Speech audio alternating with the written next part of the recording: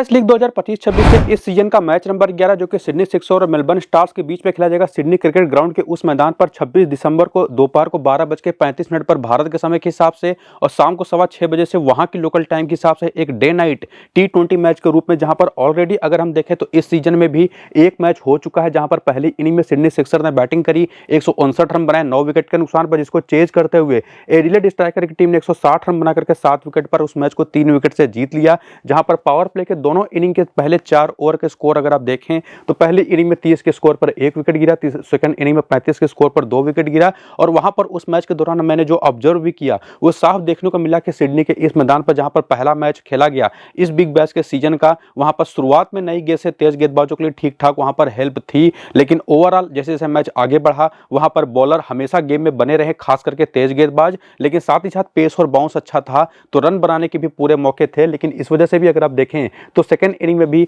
Score तो बना, 160 का स्कोर चेज हो गया, लेकिन उसमें भी 7 विकेट सामने वाली टीम की गिर गई। जहां पर पहली इनिंग में 6 विकेट पेस को, 3 विकेट स्पिन को, तो सेकंड इनिंग में भी 5 विकेट पेस को, 2 विकेट स्पिन को मिली। एक बड़े ग्राउंड के अंदर जहां पर पेसर्स के लिए हेल्प तो है ही, स्पिनर्स भी, और वो भी खास करके ऐसे स्पिनर जो T20 के स्पेशलिस्ट हैं, चालाक स्पिनर है, जो बहुत ज्यादा गेंद को अंदर बाहर तो नहीं करते लेकिन निश्चित तौर पर अच्छी लाइन और लेंथ बना करके रखते हैं, तो उनको भी विकेट यहां पर मिलती है। और आज के इस मैच के पहले भी जो वेदर फोरकास्ट है वो यही सजेस्ट करता है कि यहां पर लोकल टाइम के हिसाब से शाम को 6:15 बजे जब मैच स्टार्ट होगा तब थोड़ा बहुत धूप निकला हुआ हो सकता है, लेकिन दिन के दौरान काले घने बादल आसमान पर रहेंगे, इवन 20% चांस है कि बारिश भी हो। तो इस वजह से जहां तक मुझे लगता है कि कोई भी टीम टॉस जीतेगी तो एक बार फिर से यहां पर पहले फील्डिंग करने की कोशिश करेगी। और इवन पिछले 6 मैचेस में जिसका स्कोर कार्ड आप यहां पर एक बार एक करके देख रहे हैं, उसमें देखेंगे तो 4 बार बैटिंग सेकंड करने वाली टीमें मैचेस जीती भी हैं। और जनरली यहां पर होता भी है T20 फॉर्मेट में कि जैसे जैसे मैच आगे बढ़ेगा पिच थोड़ी सी बेहतर होती चली जाएगी। और वेदर जो आपको मैंने बताया भी कुछ देर पहले,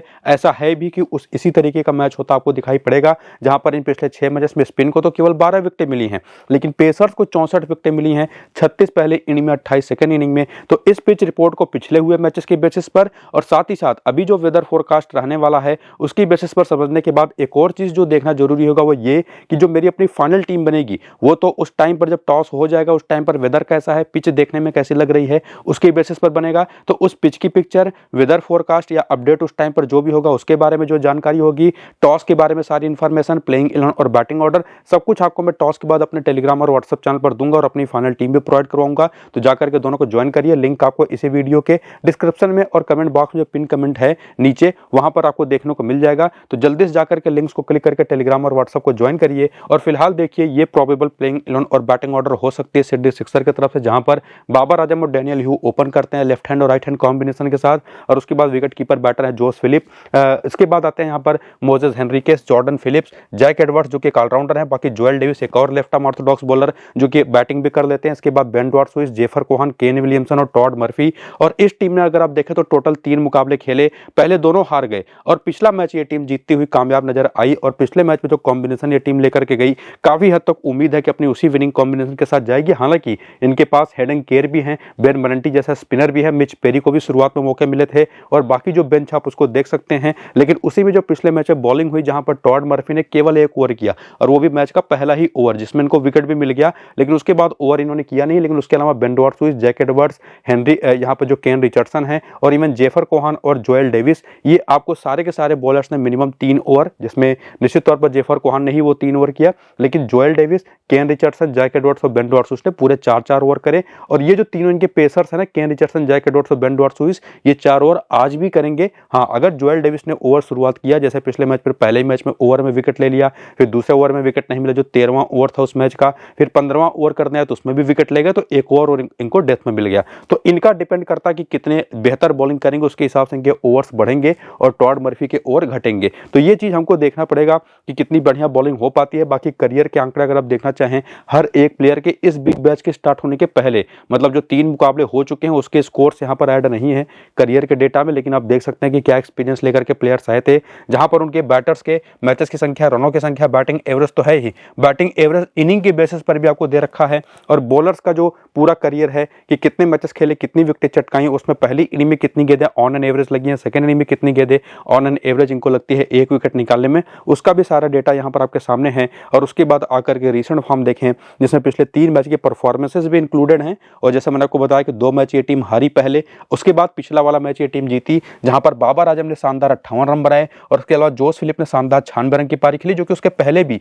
शुरुआती दोनों मैचेस में शानदार पारियां खेल करके आए थे। तो ये दोनों काफी बढ़िया टच में पिछले मैच में दिखाई पड़े। हालांकि डैनियल ह्यू जो शुरुआत तो अच्छी कर रहे हैं लेकिन बड़ी पारी में कन्वर्ट नहीं कर पा रहे, तो वो एक ऐसे प्लेयर आज के इस मैच में बन सकते हैं जो एक बड़े ट्रम्प हो सकते हैं, जिनको या तो बाबर आजम की जगह पर या तो जोश फिलिप की जगह पर अब अपनी टीम में लेकर जरूर जा सकते हैं, लेकिन उसमें एक रिस्क फैक्टर तो जरूर इंक्लूड है। और उसके बाद आते हैं इनके सबसे बड़े और अनुभवी प्लेयर मोजेस हेनरिकेस, जो कि कुछ खास कमाल तो अभी तक कर नहीं पाए। इवन जॉर्डन सिल को भी दो बार, एक बार बैटिंग आई नहीं, एक बार बैटिंग आई तो बिना खाता खोले आउट हो गए। इसके अलावा जैक एडवर्ड्स, जिन्होंने तो बॉलिंग ही काफी कमाल की कर रखी है ओवरऑल। अगर आप देखें तो 3 मैच में 8 विकेट ले चुके हैं, पिछले मैच में 5 विकेट लिया था। 3 मैच में जब बैटिंग मिली है तो 2 बार तो आउट ही नहीं हुए और 32 और 46 की 2 पारी भी शानदार खेल चुके हैं। तो ये तो उस लेवल के प्लेयर हैं कि इस टीम की तरफ से सेफेस्ट कप्तान है, बस कप्तान के भी ऑप्शन बन जाते हैं, तो निश्चित तौर पर इनको तो आप ड्रॉप करेंगे नहीं। और सिमिलरली जोएल डेविस भी, जो कि एक लेफ्ट आर्म ऑर्थोडॉक्स बॉलर के तौर पर, जब इनको बॉलिंग मिली, पहले मैच में बैटिंग बॉलिंग आई नहीं, सेकंड मैच में आई तो 1 विकेट लिया, थर्ड मैच में आई तो 3 विकेट लिया और आपने देखा भी पीछे कि पूरे 4 ओवर करते दिखाई पड़े। तो एज ऑलराउंडर ये भी one of the most utility players में से एक आ जाते हैं इस टीम की तरफ से, जो कि आपकी टीम में होने ही चाहिए। इसके बाद आते हैं बेन डॉर्सुइस, जो कि बहुत अच्छा इनका टूर्नामेंट जा नहीं रहा फिलहाल, तो अभी तक 3 मैच में 3 ही विकेट है। पिछले मैच में हालांकि बैटिंग ऑर्डर में इनको प्रमोट भी किया गया था, नंबर 4 पर आए थे, लेकिन फिर भी जिस तरीके की ये बॉलर हैं और एक जब संभावना जो बनी रहती है इनकी कि कभी भी आकर के ऊपर बैटिंग कर देंगे, जब रन तेजी से बनाने की जरूरत होगी, तो उस बेसिस पर भी ये एक मोस्ट यूटिलिटी बॉलिंग ऑप्शन में से एक बन जाती है इस टीम की तरफ से, जो कि बैटिंग भी कर सकते हैं। और बाकी जेफर कोहन का और टॉड मर्फी का आपको ने बताया कि अभी आपने पीछे भी देखा कि टॉड मर्फी 2 मैच खेले हैं इस टूर्नामेंट के, 2 मैचेस में 2 विकेट ले गए हैं, लेकिन बॉलिंग कितनी करेंगे कुछ पता नहीं। तो इनसे ज्यादा बेहतर ऑप्शन हमारे पास मौजूद है, जो कि निश्चित तौर पर है जो जेफर कोहन का भी, केन रिचर्डसन का भी। केन रिचर्डसन के पास अच्छा खासा अनुभव है और अगर पहली इनिंग की बॉलिंग है तो निश्चित तौर पर ट्राई किए जा सकते हैं। लेकिन फिलहाल अभी की बेसिस पर जो अभी हमने अब देखा पूरा का पूरा जो प्लेइंग इलेवन पिछले मैच में खेला था और उसका जैसा फॉर्म चल रहा है, और इवन बेंच पर भी मिच पेरी हैं, चार्ल्स स्टोबो हैं, लचलन सॉ हैं, हेडन केयर हैं, और इसमें से भी अगर हेडन केयर आज के इस मैच में खेलते हैं प्लेइंग 11 में ना, तो ये वो छठे प्लेयर बन जाएंगे इन बाकी 5 प्लेयरों के साथ जो कि आपके टीम में आने ही चाहिए या सेफेस्ट ऑप्शन में से एक ये बन सकते हैं। तो ये ध्यान रखना है कि हेडन केयर खेलते हैं या नहीं। बाकी तो जो ये तीनों के तीनों बॉलिंग ऑलराउंडर्स हैं और ये जो 2 बैटर्स हैं वो बेस्ट ऑप्शन होंगे, जिसमें निश्चित तौर पर इन दोनों में से किसी एक की जगह पर डैनियल ह्यू को एक थोड़ा सा रिस्क फैक्टर इंक्लूड करके अपनी टीम में लेके जा सकते हो। और बेंच पर से भी जो सबसे सेफेस्ट ऑप्शन है हेडन केयर का, वो तो आपको मैंने क्लियर कर ही दिया। बाकी हेड टू हेड की स्टैट से भी समझने की कोशिश करें तो जैक एडवर्ड्स की 4 मैच 43 रन 2 विकेट हैं जब सामने खेलते हैं कभी भी। जो आज सामने टीम होगी मेलबर्न स्टार्स की, जोश फिलिप के 23 मैच 28 का बैटिंग एवरेज, मोजेस हेनरिकेस के आंकड़े बहुत ही शानदार हैं। और उसके बाद देखा तो जॉर्डन सिल्क भी अच्छा खेले हैं। और बाकी हेडन केयर के 6 मैच में 7 विकेट है, बेन डॉर्सुइस के 17 मैच में 21 विकेट हैं, बेन मरेंटी कुछ खास कर नहीं पाए हैं। बाकी टॉड मर्फी के 4 मैच में 5 विकेट हैं, डैनियल ह्यू के 15 मैचेस में 23 का एवरेज है। और उसके बाद वेन्यू का नंबर देखें तो बाबर आजम ने 5 मैच इस मैदान पर 130 रन बनाए हैं, 32 का एवरेज है। एक बार चूंकि आउट नहीं हुए थे, इस वजह से ये एवरेज आता है। और बाकी जैक एडवर्ड्स भी इस मैदान पर काफी ठीक ठाक सा परफॉर्म कर गए हैं। हालांकि जैक एडवर्ड्स के आप पिछले जितने भी नंबर्स उठा करके देखेंगे ना, इसी तरीके के बिलो द एवरेज दिखाई पड़ेंगे। अब फिलहाल ये प्लेयर ज्यादा बेहतर हो चुके हैं, आईपीएल में भी निश्चित तौर पर आप खेलेंगे तो बहुत ही शानदार एक ऑप्शन बनेंगे। और सिमिलरली जोश फिलिप के आंकड़े आप देख लीजिए, मोजेस हेनरिकेस के, जॉर्डन सिल के, इनके भी नंबर्स काफी शानदार है। हेडन केयर के 21 मैच 22 विकेट है, बेन डॉर्सुइस के 40 मैच 47 विकेट हैं और इनका होम ग्राउंड भी है। और बाकी नंबर्स सभी प्लेयर्स के, वो सारे नंबर्स वही चीजें आपको इंडिकेट करेंगे जो आपको मैं पीछे बता चुका हूं कि कौन सेफ ऑप्शंस हैं, कौन से ट्रम्प ऑप्शंस हैं, और जो ट्रम्प है उनको आप किन की जगह पर लेके जा सकते हैं। और एक और जो बॉलर आपको मैंने केन रिचर्डसन का बताया था ट्रम्प, उनको कब लेकर के जाना है ये तो आपको मैं क्लियर कर ही चुका हूं। बाकी प्लेयर बैटल भी देख लीजिए कि बाबर आजम जो सामने की टीम में टॉम करन और हैरिस राउफ जैसे बॉलर हैं, उनको काफी शानदार खेलते रहे, अच्छे खासे रन बना करके आउट हुए हैं, यानी कि सामने की टीम की बॉलिंग ऑप्शंस के खिलाफ आंकड़े इनके अच्छे हैं। डैनियल ह्यू सामना किया नहीं है उन्होंने सामने वाली टीम की बॉलर्स का। बाकी मोजेस हेनरिकेस, मार्क स्टिकेटी जो कि फिलहाल तो टूर्नामेंट से बाहर है लेकिन पीटर सिडल पर आउट हुए हैं, एक बार 39 रन बना करके। और बाकी भी आपने देखा कि नंबर्स इनके हेड टू हेड में काफी अच्छे थे। और बाकी जैक एडवर्ड्स, जोश फिलिप और जॉर्डन सिल के भी नंबर्स अगर आप देखें तो मार्कस स्टोइनिस और कुछ हद तक पीटर सिडल इन लोगों के खिलाफ गेम में आते हैं, जिसमें हैरिस राउफ का भी एक नाम इंक्लूडेड है। तो इस प्लेयर बैटल को भी देखने के बाद, बाकी सामने की टीम के सभी प्लेयर्स के बारे में उनकी यूटिलिटी को समझने के बाद एक बात ये क्लियर होती है कि ये जो टीम है मेलबर्न स्टार्स की, इनकी तरफ से पीटर सिडल, साथ ही साथ हैरिस राउफ और टॉम करन, 3 सबसे मोस्ट इंपॉर्टेंट बॉलिंग ऑप्शंस होंगे। बैटिंग ऑर्डर आपके सामने है, जहां पर सैम हार्पर को पिछले मैच में ओपन करा दिया और इन्होंने शानदार पारी भी खेल दी। और बाकी जो क्लार्क ने ओपन किया इनके साथ, कैम्बेल के अलावा दोनों मैचेस में नंबर 3 पर आए। और दोनों मैचेस की जब मैं बात कर रहा हूं तो ये टीम 2 मैच खेल चुकी है और दोनों मैच जीत चुकी है। और बाकी ग्लेन मैक्सवेल को प्रमोशन मिला, पिछले वाले में बैटिंग ऑर्डर में नंबर 4 पर आ गए। मार्कस स्टोनिस नंबर 5 पर आए। हिल्टन कार्टराइट है। टॉम रोजर्स की बैटिंग ही नहीं आई पिछले मैच में, जो कि एक प्रोबेबली ओपन कर सकते थे लेकिन किया नहीं। और बाकी Tom Curran, Harris rough, Peter Seidel और मिच स्वेप्सन तो हैं ही इनके 4 मेन बॉलर। बाकी बेंच के जो ऑप्शन है जिसमें लियम हैचर पिछले मैच में नहीं खेले, और जो बॉलिंग हुई जिसमें कुल टोटल 6 बॉलिंग ऑप्शंस यूज किए गए। 2 ओवर ग्लेन मैक्सवेल ने किए, 2 ओवर किए मार्कस स्टोनिस ने, लेकिन बाकी Tom Curran, Peter Seidel, Mitchell Swepson और हैरिस रॉफ ने पूरे 4-4 ओवर करे। किस किस ओवर में आकर के बॉलिंग करी वो भी आप यहाँ पर देख सकते हैं, जिसमें ये जो 5-6 जो नाम है ना, इसमें से मिचेल स्वेप्सन को एक बार के लिए आप इग्नोर कर भी सकते हैं, लेकिन बाकी चारों बहुत ही इंपॉर्टेंट होंगे, बॉलिंग चाहे उन्होंने जितनी भी करी हो। बाकी करियर के आंकड़े भी आप जरूर देख लीजिएगा वीडियो को रोक करके। रीसेंट फॉर्म के आंकड़े आपके सामने, और आपको मैं बता चुका हूं ये टीम अपने दोनों मैचेस जीत चुके, तो ऑब्वियस सी चीज है कि परफॉर्मेंस शानदार रही होगी, जिसमें जो क्लार्क ने दोनों मैच में अच्छी शुरुआत दिलाई, बड़ी पारी में कन्वर्ट नहीं कर पाए लेकिन शुरुआत अच्छा दिला रहे हैं। सैम हार्पर ने ओपन करते ही 55 की शानदार पारी खेली, जो उसके पहले भी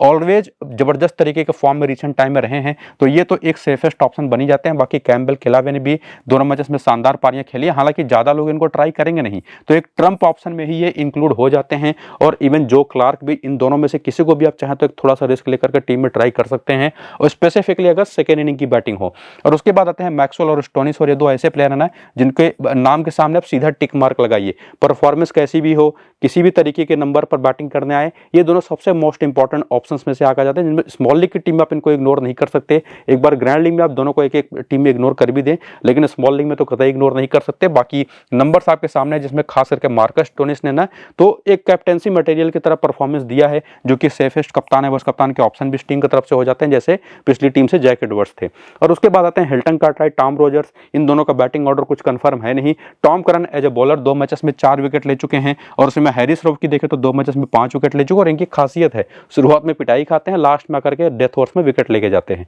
और बाकी पीटर सिडल ने भी 2 मैचेस में 4 विकेट चटकाई हैं। मिच स्वेप्सन को अभी तक विकेट नहीं मिली, हालांकि बॉलिंग ठीक ठाक करी है। और बाकी जो बेंच के प्लेयर्स हैं इनको अभी तक मौका मिला ही नहीं, लेकिन उनके भी रिसेंट फॉर्म को आप जरूर देख करके रखिए, तो क्लियर कट आपको ये 6 शानदार और सेफेस्ट ऑप्शन इस टीम की तरफ से मिल जाते हैं। 5 सामने की टीम की तरफ से भी आपको मैंने सजेस्ट किए थे, जहां पर कैम्बेल के अलावे और जो क्लार्क रोटेट किए जा सकते हैं ट्रम्प ऑप्शंस के तौर पर, और मिचेल स्वेप्सन भी एज अ बॉलर। स्पेसिफिकली मैं सजेस्ट करूंगा कि किसी भी इनिंग की बॉलिंग हो, अगर आप रिस्क ले सकते हैं तो जरूर रिस्क लेकर के जाइए। और अगर सेकेंड इनिंग की बैटिंग इस टीम की है, मतलब पहली इनिंग की बॉलिंग हो जाएगी, तो ये एक रिस्क आप निश्चित तौर पर ले सकते हैं कि ग्लेन मैक्सवेल को हटाइए, स्वेप्सन को ट्राई करिए, और निश्चित तौर पर एक रिस्की तो है, लेकिन निश्चित तौर पर काफी अच्छा रिजल्ट आपको ग्रैंड लीग की टीमों में दे सकता है। और बाकी ये हेड टू हेड के आंकड़े हैं, जहां पर जो क्लार्क के आंकड़े बहुत ही खराब हैं, इवन सैम हार्पर के भी, लेकिन स्टोनिस हो गए, चाहे वो मैक्सवेल हो गए, चाहे वो हिल्टन कार्टराइट हो गए, शानदार खेले हैं जब भी खेले हैं सिडनी सिक्सर के खिलाफ। टॉम करन के 1 मैच में 1 विकेट है, हैरिस रॉफ के 4 मैच में 5 विकेट है, पीटर सिडल के आंकड़े काफी ठीक ठाक हैं, स्टिक एटी तो है नहीं फिलहाल,